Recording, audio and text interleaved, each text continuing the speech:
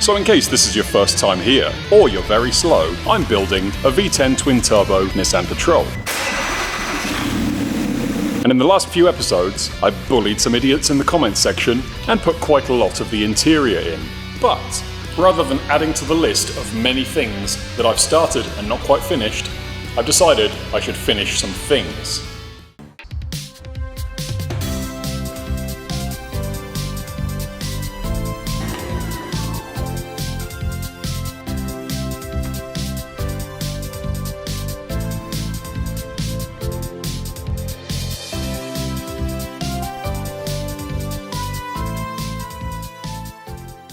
It's quite clear you don't know much about ECUs. If you want to get technical, you'll talk of the MAB sensor, which would literally take 2 minutes to calibrate any decent ECU.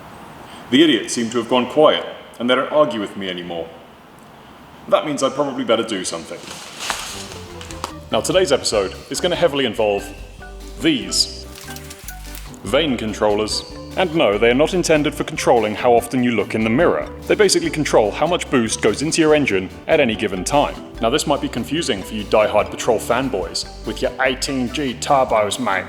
Because you use a wastegate, which does exactly what the name implies. Wastes any boost past a certain point. And I'm sure all of you have disabled this or stiffened the spring to give you those extra 3 psi and 100 degrees of intake temperature. But these ones, being European, are a little bit more refined. Now these turbos, as the name implies, have variable vanes. What this means is that at low revs, it can act like a small turbo and spool quickly, and at high RPM, high for a diesel anyway, they can open up and make it act like a larger turbo, thus giving you the best of both worlds. And unfortunately, these don't fit, because when they're attached to the touareg, they stick out about 10 feet from the side of the engine, and if I was to bolt them back on right now, they'd be halfway through the chassis rails. Now seeing as this engine is extremely tight in the car, there is almost zero chance of you being able to see how this works. But this little arm is basically a servo motor. And using the powers of wonderful animation that I'm definitely amazing at, we can see how this works. Up here, I have an operating rod, and as this rotates, it'll move that operating rod up and down, which in turn will open and close the turbo vanes. And I have to somehow find a way for this to still work without getting in the way of everything else. Now I've experimented with a few ways of doing this. I took inspiration from a motorbike throttle, which uses cables to open and close the same sort of thing. In this case, it's a butterfly valve. In my case, something else. And while that would have been great and easy to do at this end, by simply adding a little cam up here that can do it, adding it to the other end of the turbo is pretty much impossible. So my only real option is to pretty much keep what I had in the first place. It's almost like the manufacturer knows what they're doing when you're building cars. Who knew? So, step 1 in doing this. Mount your vane controller somewhere, and then make sure the operating rod does what it's supposed to do. Obviously I'm not going to mount it there. Now one of the things I'm noticing about this already is this. These brackets are mirrored, meaning they go on opposite sides of the engine. However, the home point of the stepper motors is in the same place. And what this tells me is that when I'm adjusting these vane controllers, one of them will be down in the neutral position, and one of them will be up. It's probably easier for you to understand actually if I hold them like this. This is how they'll be on opposite sides of the engine. And there you go, one motor is down, the other one is up.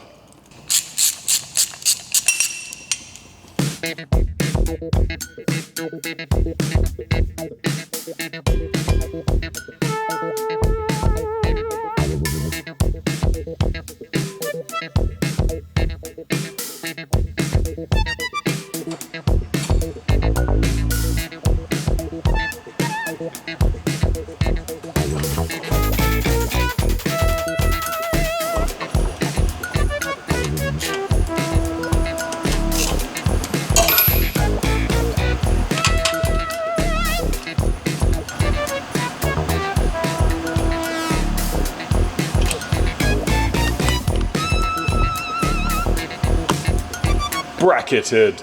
Now anticipating the tryhards, you're probably asking yourselves, why did I make this bracket out of 5mm steel, when Volkswagen made this nice glamorous thing out of what I assume is 2mm? And the answer is laziness. 2mm flat steel on its own is pretty flexible stuff. That's why they've got all these weird little bent-in formed contours in it, to add a lot of strength to it, especially on this edge here. And this is quite difficult to do while keeping your global measurements in place, which is why I opted to go absolute overkill mode and use 5mm mild steel.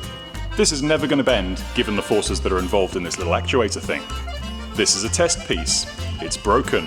I had to take a measurement out of it. But as we know, steel is like Harry Potter's chocolate frogs. You get one good bend out of them, and then after that, it's useless without treating it.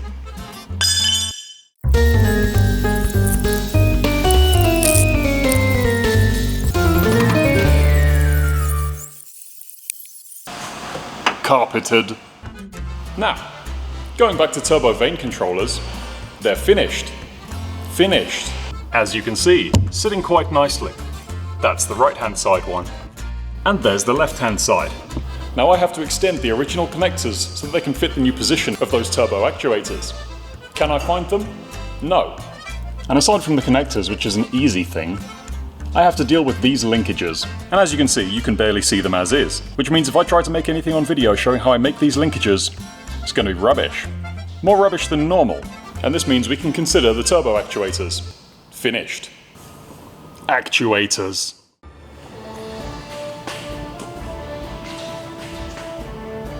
I think I'm going to need a second person for this bit. Hey, you there. Yes.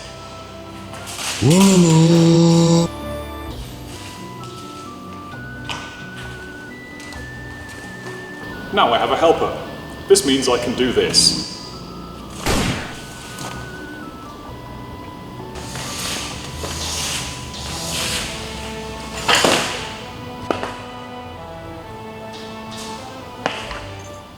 Much better. Now I can reach this stuff. Now this side is where all my right-hand side boosty gubbins lives. And as you can see, these are my boost pipes that go from the turbo, up there to the water-to-air intercoolers, and then somewhere up there goes into the engine. This is not very tidy. For comparison's sake, this is the left side. Everything looks pretty nice, there's good clearance, and everything has nice little clamps in place to hold it out of the way. This is what you'd call finished. And this is what you'd call a jumble of garbage that I haven't got round to yet. Until now. Now the reason this has been on the cards for so long is because I had to make sure that my steering was going to work where it was, as well as make sure all my coolant stuff wasn't going to get in the way, because coolant hoses are more important than boost hoses, in my opinion. Now seeing as this piece of the bodywork is actually touching on this bit of intercooler pipe, I may have to chop a little relief there to give me the space that I need. Aside from that, it's a case of making a bracket to hold this out of the way, because it seems to be just flopping around in the wind at the moment, adding hose clamps so they don't fly off at about 20 psi, and that's pretty much it.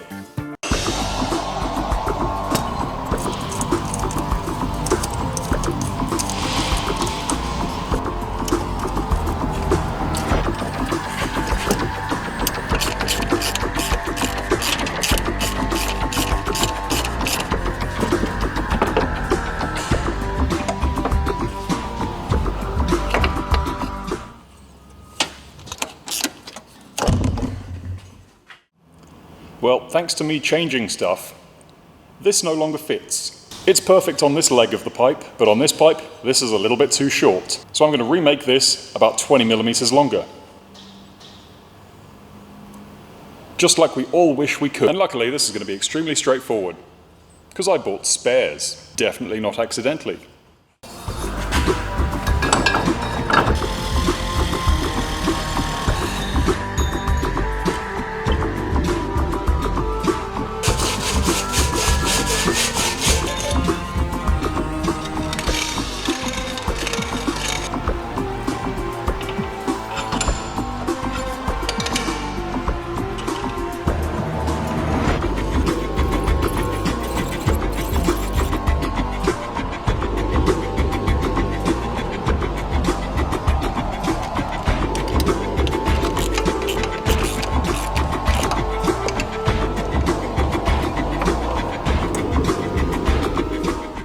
Now, much in the style of the turbo actuators, I can't really do much more.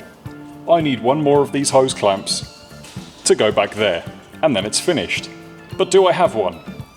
No, I've got this giant one. And this even gianter one, but nothing useful for this. As you can see, the finishing off loose ends is going incredibly well. Have I finished anything? No, but it's the taking part that matters.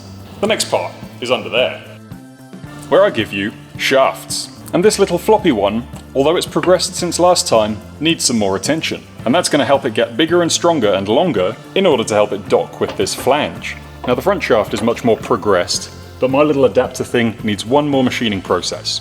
So I'm going to do that now. So here's where my shaft problems have come to light. This is the hub from the gearbox end. This goes onto the output shaft, and this is where the old drive shaft should have gone. Now in my case, it goes on like this, and gets bolted in from the back. And the way I see it, this is much easier to do when the shaft is out of the car. But then I have to reattach this somehow, which involves a nut being in there. So what I'm going to do is machine this out so that I can get the nut through from the outside and attach this with the adapter in place, and then I can put the shaft back on. Sounds simple, right? But I bet something's going to go wrong. So I have my boring tool set up here. If my apprentice instructor could see the state of my lathe today, I would be absolutely crucified. So if you're watching, sorry T-boobs.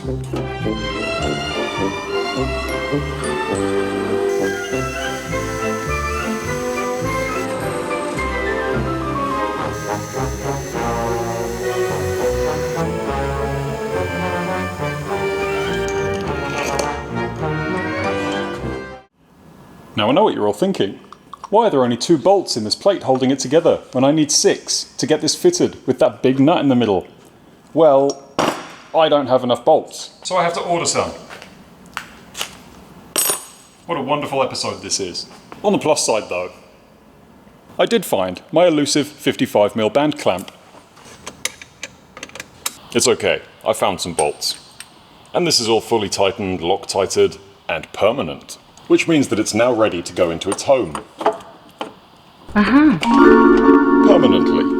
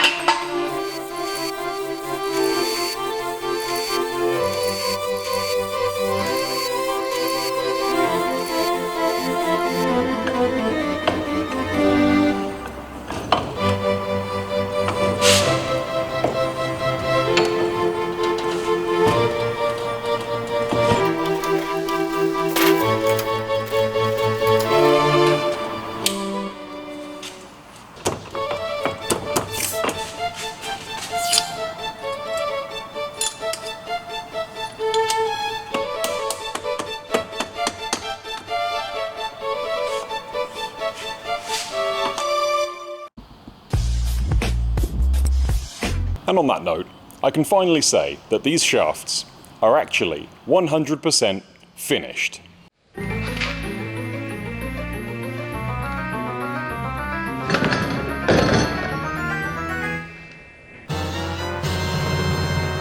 Wait, that was rubbish and has been done before. I'm going to do better than that.